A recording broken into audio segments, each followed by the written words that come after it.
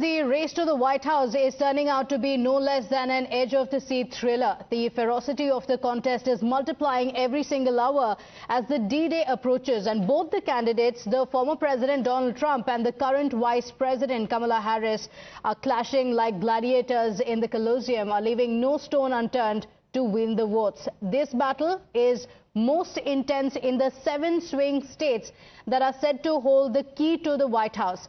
It's the moment in the presidential election in which everyone seems to be picking a side.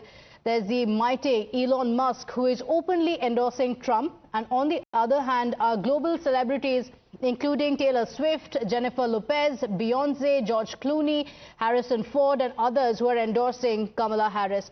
Can the celebrity influencer swing the US presidential elections, and how tight is the competition this time in the race to the White House? And this is also a religious issue in the US. So many women you are seeing are voting for Harris. There is a gender gap also in the voting patterns in these swing states and across the US. More men are voting for Trump and more women are voting for Harris. So remember, this time the Indian diaspora is also going to play a very significant role in the race to the White House. Let's tell you why the Indian diaspora is very significant and why every presidential nominee is vying for that vote. 5.2 million Indian Americans reside in the United States and nearly 2.6 million Indian Americans are eligible to vote. So this is the second largest immigrant community after the Mexican in the United States, which is why the vote is going to be very crucial. So median household income is double that of the entire United States. So this is a very significant vote block, and there are over 7 lakh Asian Indians in these 7 swing states. So these 7 swing states is what hold the key to the White House, and Indian Americans, the Asian Indians, are more than 7 lakh, which means they're a very significant chunk.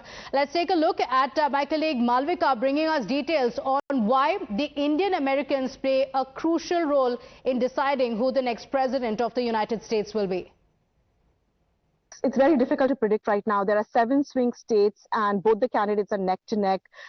Traditionally, Indians have voted for the Democratic Party because it has had a softer stance as far as immigration is concerned. There are 5 congressmen right now at the federal government level, and most of them are from the Democratic Party. But that said, Indians are very influential. They are wealthy, most of them. 5 to 6% of the US population comprises of Indian immigrants. But they contribute taxes to the tune of $200 to $300 billion. So it's a very influential bloc in that sense. And Trump has been emphasizing that he's going to cut taxes for the wealthier classes of the society.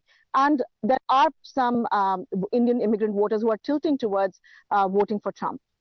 Now, with the election campaigns coming to a close ahead of the all-important presidential poll set to take place on the 5th of November, Donald Trump launched a last-ditch effort to woo voters in the swing states, such as Pennsylvania. And during his rally in the state, the former U.S. president launched a blistering attack on the current president, Joe Biden, as well as his opponent, Kamala Harris.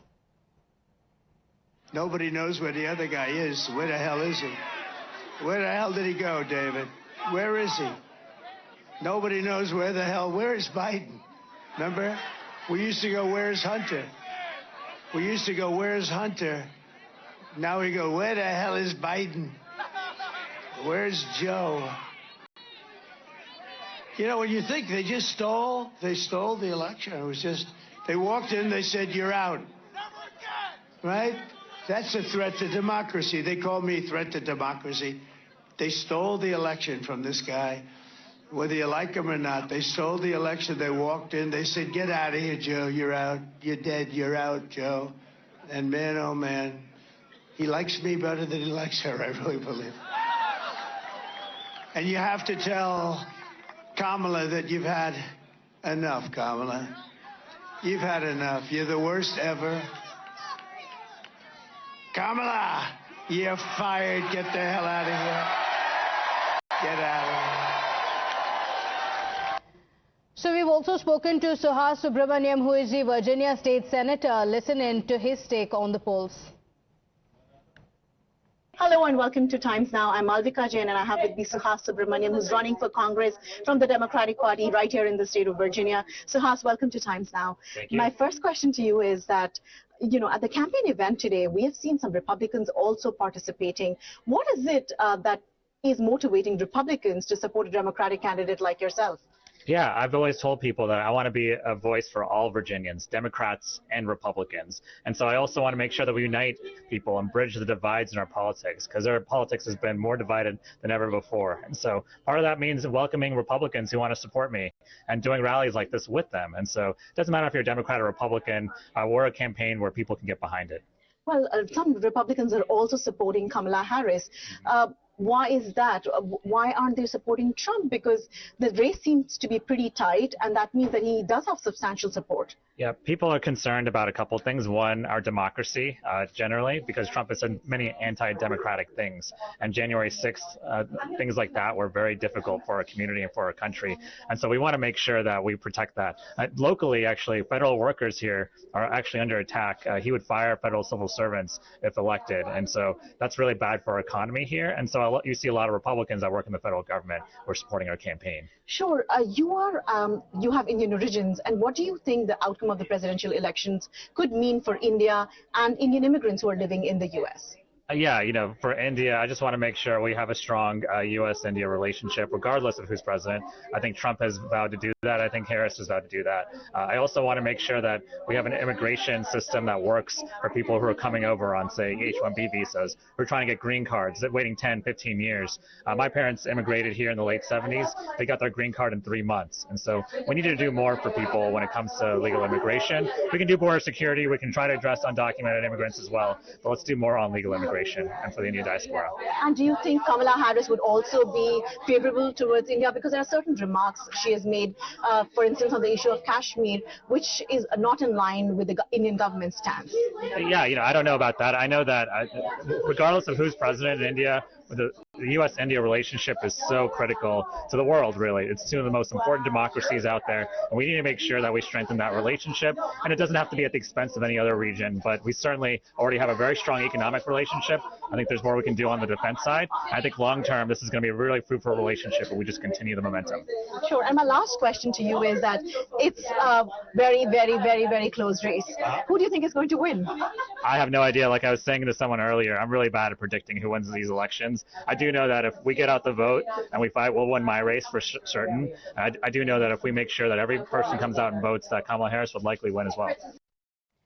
So Times Now has been tracking the developments on the ground. We've spoken to some influential insiders to get a better perspective on what promises are going to be important in the election for India as well. For instance, there are persons of Indian origin who are involved in both sides. Kamala Harris's mother hails from India, and on the other side, Donald Trump's running mate J.D. Vance's wife, Usha, also is of Indian origin. Another person of Indian origin that you may hear of a lot is Ashwin Ramaswamy, who is a 25-year-old Democrat and a candidate for Georgia State Senate. Here's what he had to say when we spoke to him. My first question to you is that, at such a young age, you're the first and the youngest Hindu young candidate to have been nominated by the party as its official candidate. What has been your journey like, and what motivated you to join politics? Well, thank you so much for having me here today. It's been an incredible journey. And my own background is I grew up in the suburbs of Atlanta, a place called Johns Creek. My parents came here from India in the early 90s. And my own background is in computer science and law. But growing up here, I got so much from this diverse community here in America. And I always thought about how can I give back to my own community. Part of that came from my own Hindu upbringing and values. I went to a organization called Chinmaya Mission Balvihar, where I learned about my own values, culture, traditions. We learned about something called seva, which means community service, giving back to the community and giving more than what we take. So that's what always stuck with me. So I did my undergraduate degree in computer science at Stanford. You and know, a law as you degree mentioned, at you Georgetown. are a son of immigrants.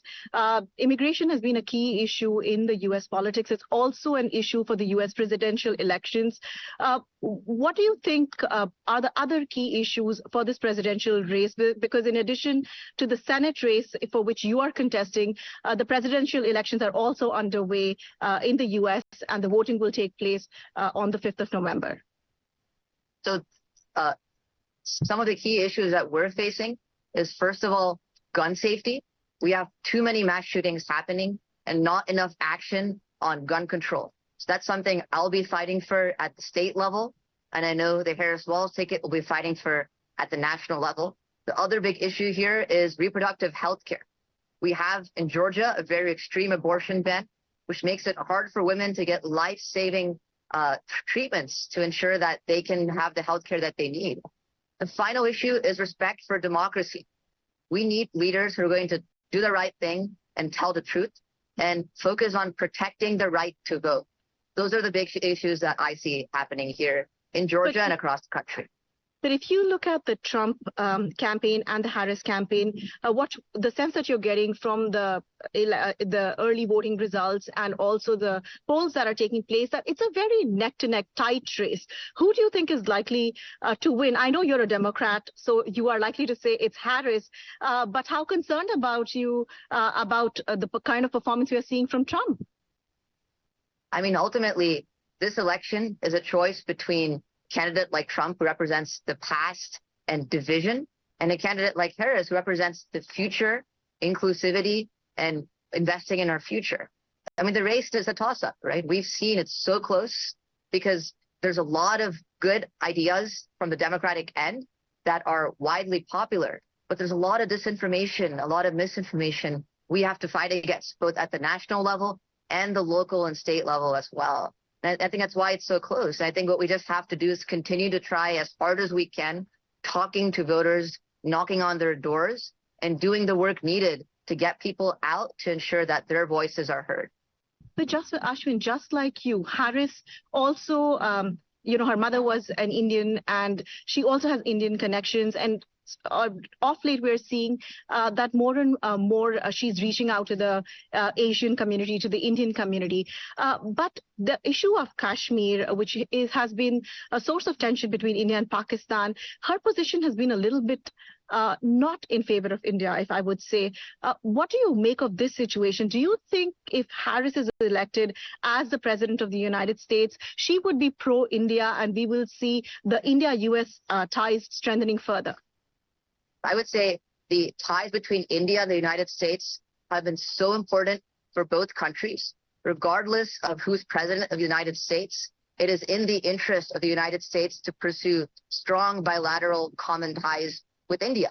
There's so many issues, whether it's immigration, whether it's trade, technology, talent, where we can work together. And that's exactly what I see from the Harris-Walz campaign. And that's what we expect will happen.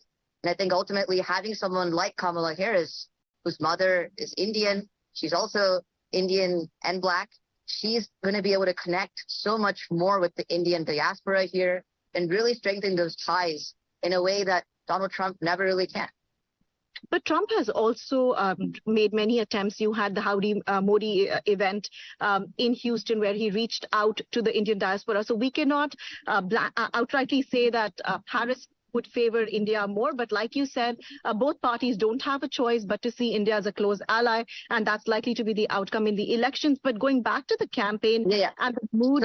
So just one quick thing to add on that. I would just say, yes, I mean, Trump has done outreach to the Indian community, but look at the results. If you look at the number of H-1B visas, for example, approved by the Trump administration versus the Biden administration, the Trump administration has drastically decreased that. So they may say that they're supporting Indian Americans, but their actions do not match their words. All right, we continue getting you voices from the United States as we inch closer towards the decision on who will be the president of the United States.